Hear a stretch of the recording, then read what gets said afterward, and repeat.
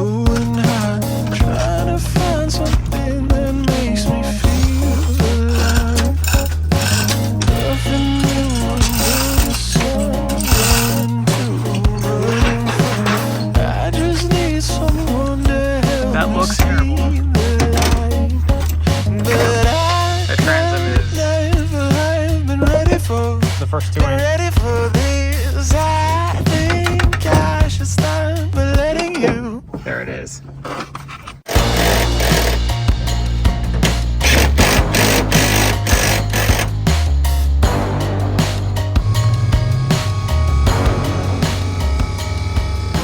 Yeah, that raises it high, huh? This is a Bob's jack plate. We showed you the one earlier. They have tons. They even do custom ones. They're the best in the business, and so that's why this one's going on here. This transom was imploding at the stock bolts, so we put those thick aluminum plates right there to give it strength. In extreme cases, you would need an entire encapsulating bracket that goes over the transom, kind of sheets the transom. In some cases, you can inject high quality marine epoxy into the transom where the imploded spots are to remake the transom inside the aluminum. That's a common problem that you'll likely face every time you take off the stock motor or go to reinstall or uninstall a jack plate. Always be sure to use stainless marine grade hardware for mounting the motor back to the transom or the jack plate, for it'll have a higher thread count and it's made to stay on there when other hardware will not. Tell me a little bit about it. This? Yeah, tell me what you're doing right now. Oh, this is a U-Flex hydraulic steering system. Lay everything out. We're gonna put it together, and then we're gonna put it on your boat. This is for all of our adjustments.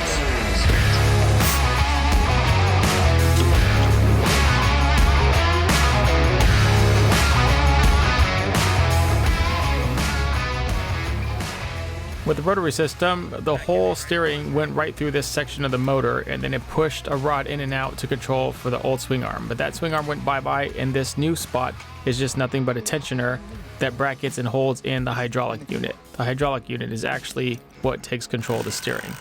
Once you have the motor bracket completely installed with all the adjustments and stoppers, and you have the hydraulic system fully adjusted to be in the middle with full range of the motor, you are then ready to start attaching the hydraulic lines and running them all the way up to the helm.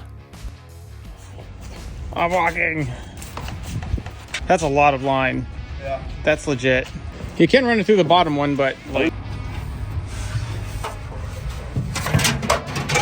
Oh, fail. What was it? You lost your line. Right.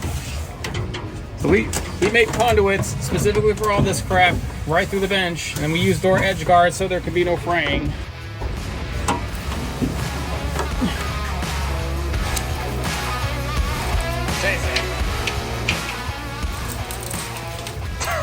Apparently you put that in there and you put this fitting over and it really tightens it in there.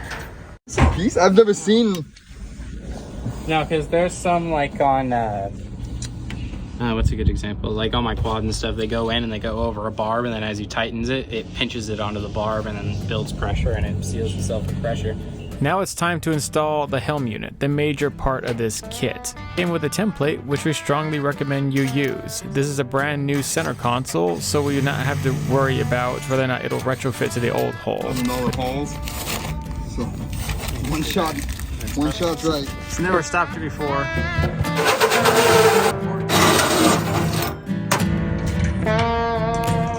There it is. Brand new helm with no hole, right? So just mount this brand new thing on. Run your hoses extra long, that way you have room to play with them once you're inside the console area. You'll want to move the hoses so they're out of the way, you can't step on them, you can accidentally catch them with your leg. After the entire unit is installed, there is only one thing left to do, and it can be tricky. We're going to show you how we did it. The folks over here at Fallon Marine apparently do this a lot. I mean, it's right there, steering, motor, it's a part of the whole thing. So they got this nifty little hydraulic pump thing that does all the work. I didn't do any research on whether or not they sell any sort of household, like single-use DIY versions of these versus a commercial version like this, but I would strongly suggest if you're going to do this for your boat, just to get one or have a buddy who has one. I couldn't imagine doing this like the manual way without this, and you'll see why here in a second. There's still lots of bubbles. I'm watching 15 of them. I'm gonna push this real quick. Yeah, go ahead. Oh, look at that. There you go. Keep spinning it that way. Okay, it wouldn't turn that way before, right? Now it did? I'm pushing it. Oh. Alright, I'm gonna let go of this. Got it? Now crank it to the left. This is way faster too, people. Alright, stop. Let's go back the other way real quick. Alright, go for it. At least starting to build pressure now. Alright, I'm gonna let go of it and let you turn it. Can you imagine how long it used to take? Like, Gil and I used to sit there. No, it's running down the top. We have Yeah, it's on here. Yeah, just spin it back and forth a few times. And you literally have two different bottles that you fill one up, and as the one would go empty, Let go. you fill it, and it'd be turning. Motor back up. Ladies and gentlemen, Richard saved the day. All right, we're going.